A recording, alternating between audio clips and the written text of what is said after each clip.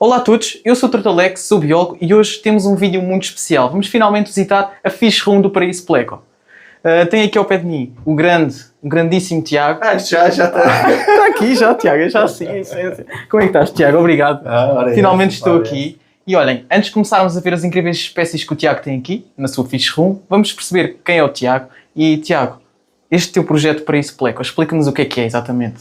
Bem, isto, vamos lá ver, isto é um hobby que começou como um hobby normal, um hobby de um comum aquarista. Isto foi uma herança já de família, o meu irmão já tinha aquários, também tinha familiares já com aquários. Comecei a cuidar dele, foi aos poucos. Começaste a ganhar responsabilidade? E depois nunca larguei. Isto foi sensivelmente, eu digo sempre 35 anos, já sei lá, há 2 ou 3 ou 4 ou 5 anos estou sempre a dizer 35 então anos. Já vai nos 40. Perdi um bocadinho, se calhar já vai nos 40. Mas a realidade é que o bichinho foi ficando. Como é que surgiu depois o Paraíso Pleco? O Paraíso Pleco surgiu com a reprodução de ancestros. Na altura ainda não se falava muito sobre reprodução de ancestros, não se ouvia falar. E eu no meu aquário tinha alguns ancestros, até que atrás de uma bomba circuladora vou-me deparar com, sei lá, uns 30, 40 carinhos. E eu disse, epá, o que é isto? Que estranho, nunca tinha ouvido falar em tal coisa. E a partir daí surgiu, comecei a ler, surgiram outras espécies. Vou ver, então, epá, se há os ancestros, vou começar a explorar outros. Então passei para os hipancistros. O projeto Paraíso Pleco, quando começou há 10 anos, eu tinha um aquário de sala e depois comprei mais um aquário só para reproduzir o L201, que foi o pós-ancestros comuns. E esse L201 disse assim, não, agora li muito sobre isto, vou criar uma página, primeiro no Facebook, depois no Instagram, e vou começar um bocadinho a transmitir o que sei e o projeto depois também começa a crescer. E olha, eu sei que o teu projeto fala sobre plecos, mas o pessoal se calhar pensa que os plecos são só os limpa-fundos. O que é que tens a dizer sobre isso? Queres-me explicar melhor? Bem, sim, é assim, eu estou sempre, de certa forma, a passar esta mensagem, porque é uma mensagem muito gira. E porque a malta diz, mas eu não tenho plex, eu tenho ancestros. Ou alguns dizem, mas eu não tenho plex, eu tenho limpa-fundos ou limpa-vidros. A realidade é que quando houve o boom dos loricarídeos, o que é? Acaba por ser uma família de peixes, uma família de catfish, digamos assim, que são a família Loricaridae. E daí os loricarídeos, que é uma família vasta, onde estão os armored catfish, os que também se chamam de bagres, ou seja, de certa forma, é os que nós habitualmente conhecemos. Sim. Aqueles peixes bentónicos que se colam aos vidros com o pequeno aos vidros. Exatamente.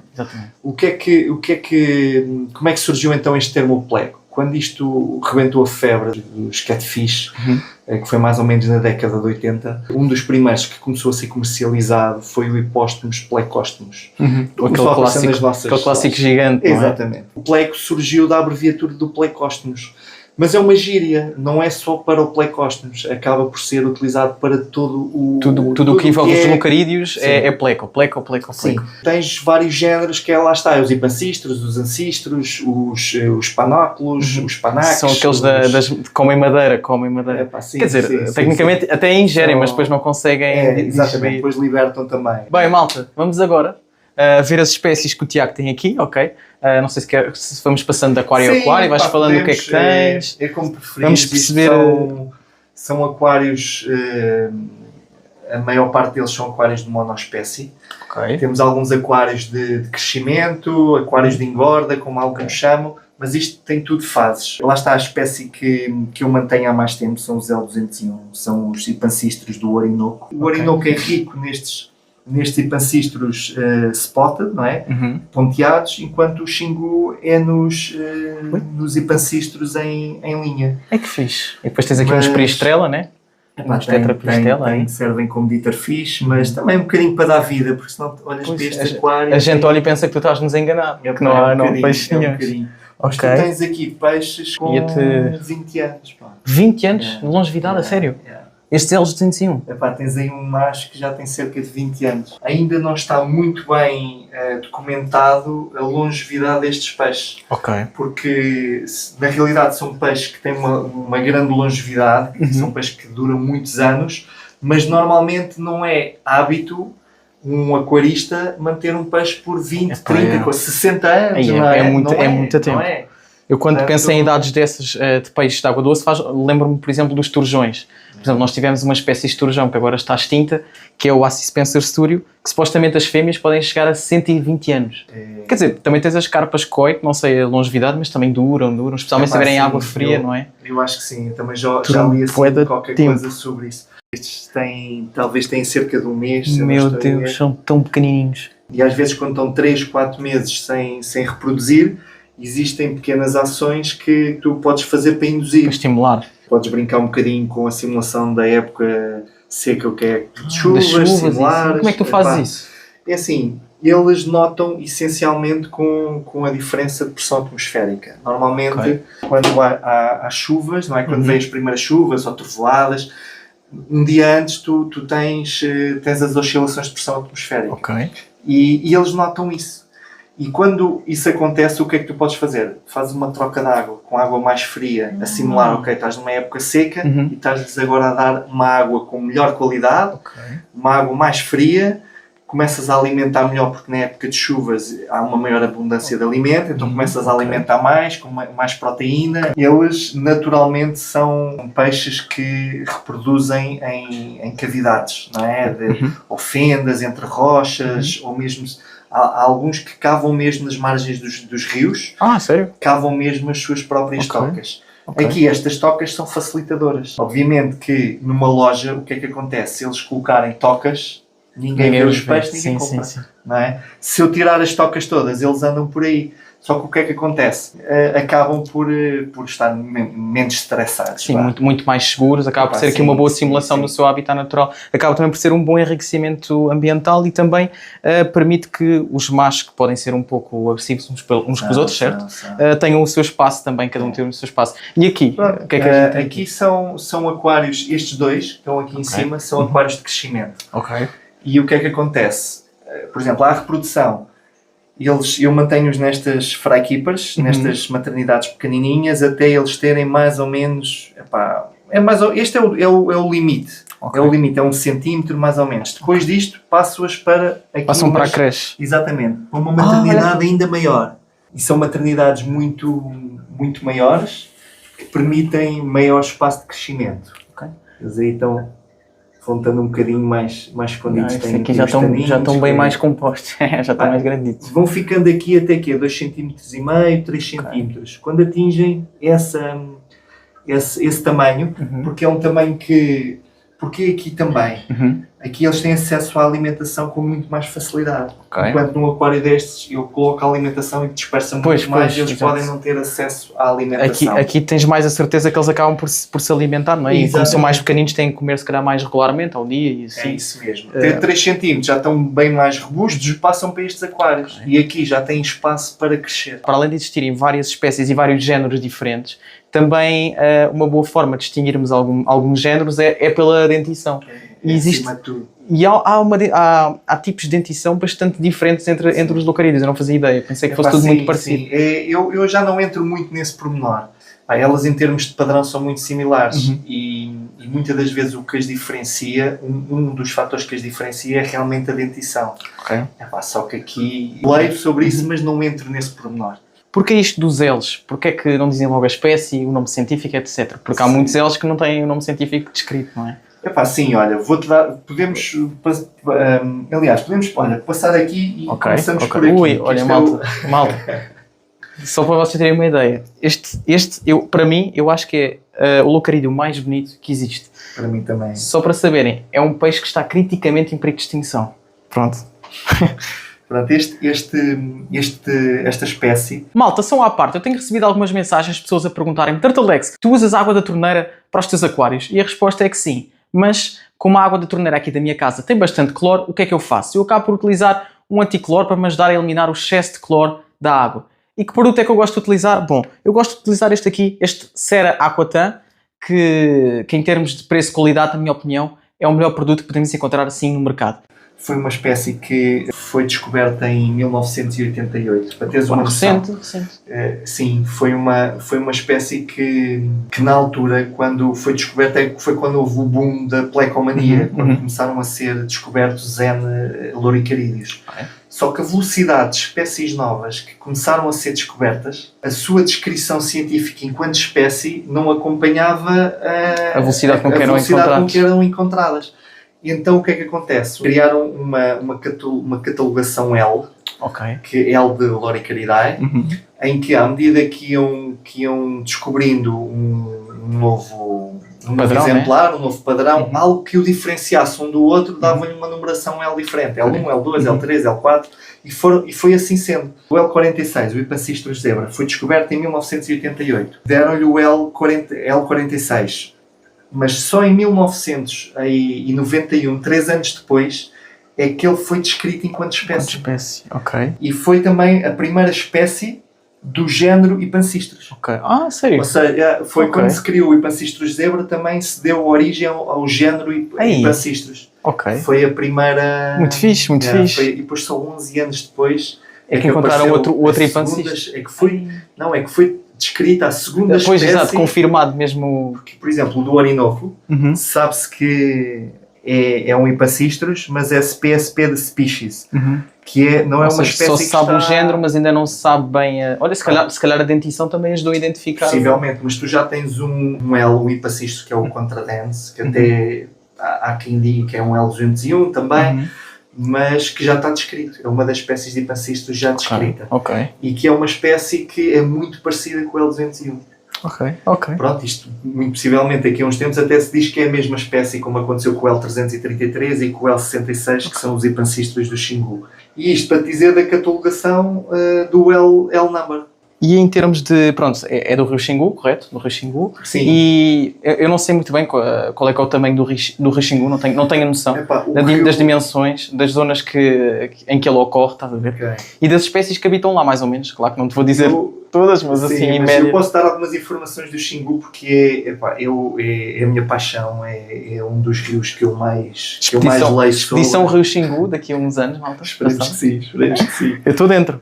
Mas é assim, o rio Xingu, para teres uma noção, eu julgo que é o quarto tributário que desagua no rio Amazonas. Pertence à bacia hidrográfica do Amazonas. Que mais água transporta para o Amazonas.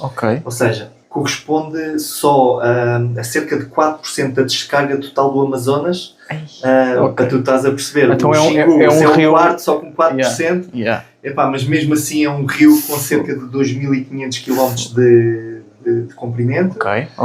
E este bicho aqui ocorre somente numa zona específica do Xingu. É endémico do Xingu e só numa porção de cerca de 130 km, que se chama a Volta Grande do Xingu. O outro facto curioso sobre o Xingu é que não há muitos mais rios do mundo com uma diversidade tão grande de peixes endémicos de água doce, não é? É muito fixe. É dos rios com maior diversidade de peixes. Depois, então tem uma ictiofauna muito fixe, muito específica. Sim. E pronto, e para quem não sabe, endémico significa que só existe naquele sítio.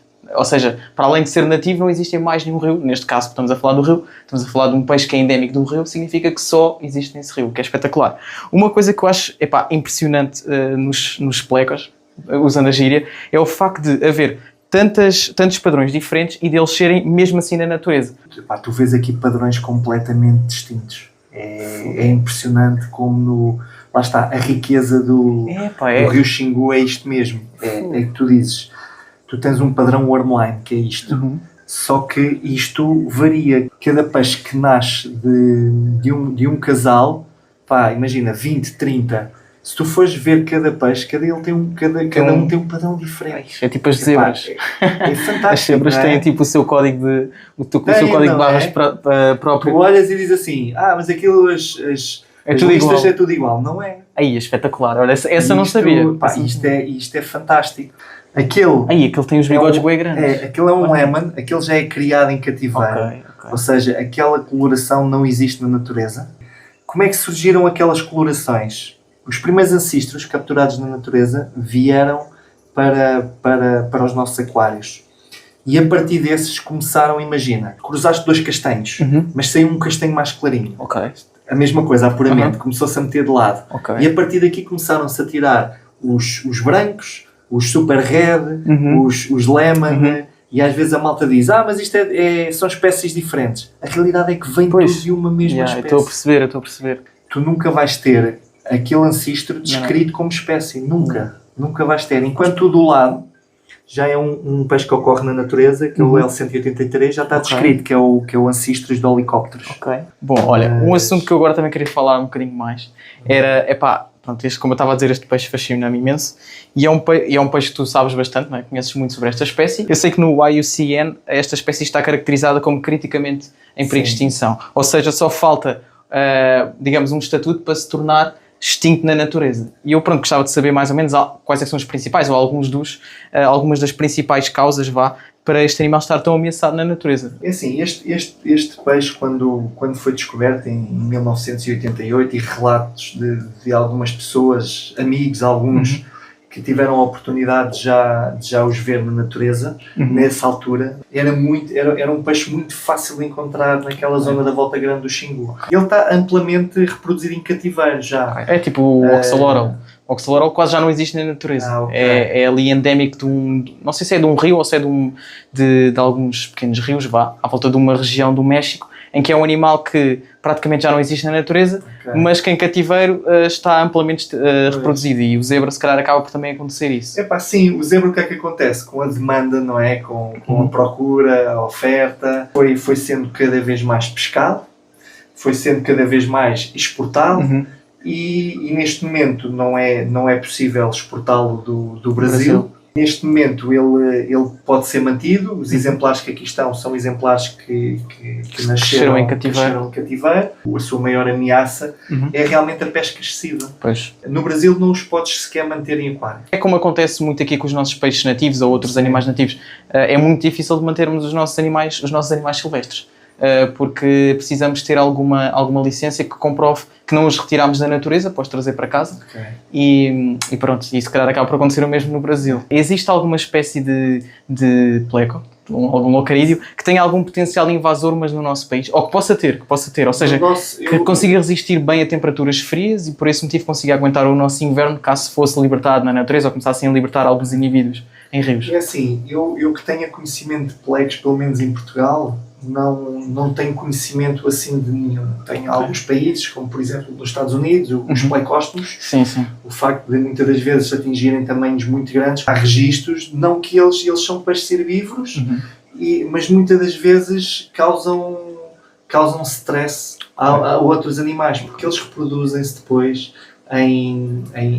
depois às tantas começam a ser em quantidades excessivas, como tu tens alguns exemplos, por exemplo, na Flórida, que os plecóstomos que causam stress em outros animais. E esse stress depois pode levar à morte desses animais. Exato. E se calhar o facto também de eliminarem a alimentação de outros herbívoros. E provavelmente também acredito que também acabem por contribuir para sujar mais a água. Segundo o Guia dos Peixes que habitam em Portugal, também não há assim nenhum locarídeo que habite no nosso país invasor.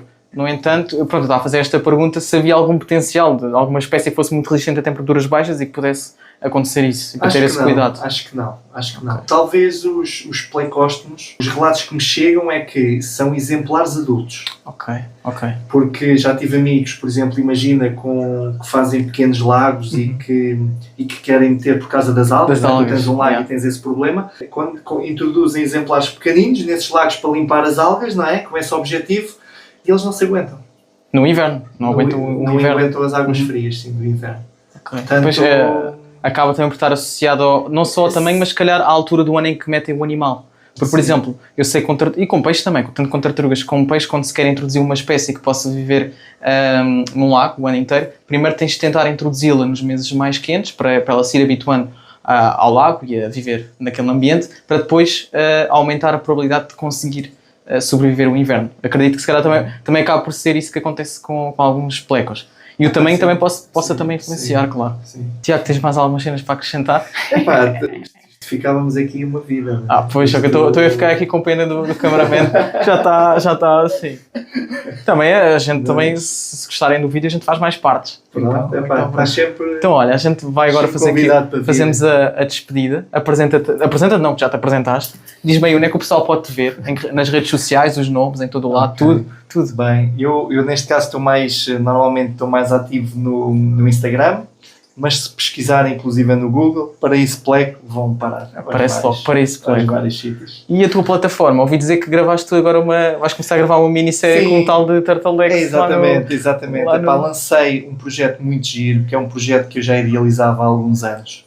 Não sabia, ou seja, eu gostava de passar o meu conteúdo de uma forma inovadora, uma forma de certa maneira que já estava explorada com outras áreas, que não a aquariofilia, e lancei a Aquarium Play, que é uma plataforma dinâmica que tens vídeos, tens conteúdo em documentos, tens chat, tens programa de reprodução de espécies, tens uma série de coisas, onde vai estar conteúdo teu também sobre o peixe de Portugal. Peixes nativos, exatamente. Bem, malta, olhem, muito obrigado por terem assistido. Metam um gosto se quiserem, se não quiserem não faz mal. E é isso, um abraço.